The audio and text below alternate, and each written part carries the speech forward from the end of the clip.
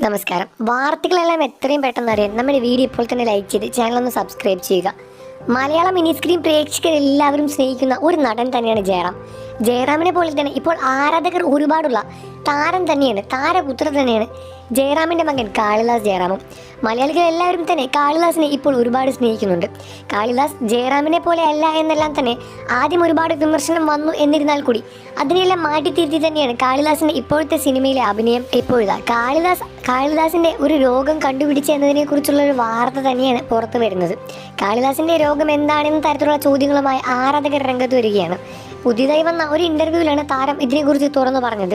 കല്യാണത്തിന് മുൻപ് തന്നെ ഈ രോഗം കണ്ടുപിടിച്ചതിൽ നന്നായി എന്നെല്ലാം തന്നെ ആരാധകർ ഒരുപാട് പറയുന്നുണ്ട്. ഇപ്പോൾ ഏറ്റവും ലേറ്റസ്റ്റായി ധനുഷ് സംവിധാനം ചെയ്യുന്ന, ധനുഷ് അഭിനയിക്കുന്ന, ധനുഷിന്റെ സിനിമയായ ധനുഷിന്റെ 50ാമത്തെ സിനിമ റായൻ എന്ന സിനിമയിൽ അതിമനോഹരമായ ധനുഷിന്റെ അനിയൻ എന്ന പദവി അതിമനോഹരമായി അന്ന കഥാപാത്രം മുന്നോട്ട് കൊണ്ടുവച്ചാണ് കാളിദാസ് ജയറാം ഇപ്പോഴത്തെ സിനിമ അഭിനയം മുന്നോട്ട് കൊണ്ടുപോകുന്നത്. മലയാള സിനിമയിൽ അധികം സജീവമല്ലാത്ത താരം തമിഴ് തെലുങ്ക് സിനിമകളിലാണ് ഇപ്പോൾ താരം കൂടുതലായും അഭിനയിക്കുന്നത്. അതിൽ തൻ്റെ കഴിവ് തെളിയിച്ചു കഴിഞ്ഞിട്ടുണ്ട്. ഇപ്പോൾ ആരാധകരെല്ലാവരും തന്നെ ചോദിക്കുന്നത് കാളിദാസിന് എന്തു പറ്റി എന്നത് തന്നെയാണ്. കാളിദാസിന് ഒരു ഈറ്റിംഗ് ഡിസോർഡർ ഉണ്ട് എന്ന രോഗമാണ് ഇപ്പോൾ കണ്ടുപിടിച്ചിരിക്കുന്നത്. കാളിദാസ് തന്നെ അത് തുറന്നു പറയുകയായിരുന്നു. തനിക്ക് ഈറ്റിംഗ് ഡിസോർഡർ എന്ന അസുഖമുണ്ട് എന്നും അത് ഇതുവരെ ശമനമായിട്ടില്ല എന്നും അതിൽ ചികിത്സിക്കുന്നുണ്ട് എന്നുമാണ് താരം തുറന്നു പറയുന്നത്.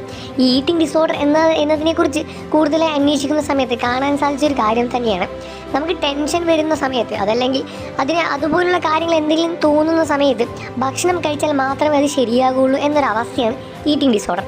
അതുകൊണ്ട് തന്നെ ഭക്ഷണത്തെ നിയന്ത്രീകരിക്കാൻ ശ്രദ്ധിക്കാൻ സാധിക്കുന്നില്ല എന്നും കാളിദാസ് പറയുന്നുണ്ട്. തനിക്ക് ടെൻഷൻ വരിക അങ്ങനെ എന്തെങ്കിലും സംഭവിച്ചു കഴിഞ്ഞാൽ ഉടനെ തന്നെ ഭക്ഷണം കഴിക്കണം, എന്നാൽ മാത്രമേ അത് ശരിയാകുകയുള്ളൂ എന്ന അസുഖമാണ്, എന്ന രോഗമാണ് ഈറ്റിംഗ് ഡിസോർഡർ എന്നാണ് കാളിദാസ് തുറന്നു പറഞ്ഞിരിക്കുന്നത്. ഈ ഒരു വാർത്ത കേട്ട് ആരാധകരെല്ലാവരും തന്നെ ഇങ്ങനെയായിരുന്നു എന്ന ചോദ്യത്തിലാണ്.